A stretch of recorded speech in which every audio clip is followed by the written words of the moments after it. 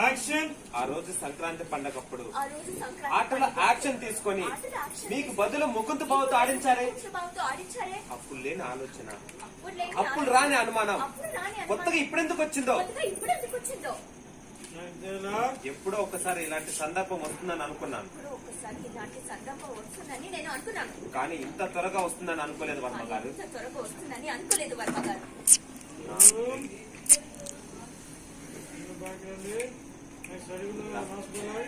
నా వ్యక్తిత్వాన్ని ప్రశ్నించారు, నా వ్యక్తిత్వాన్ని ప్రశ్నించారు, నా క్యారెక్టర్ ని ప్రశ్నించారు. ఇది కరెక్ట్ కాదు వర్మ గారు. పెళ్లికి ముందు బావని ఇష్టపడ్డాను కావచ్చు, అంత మాత్రాన అనుమానించటమేనా?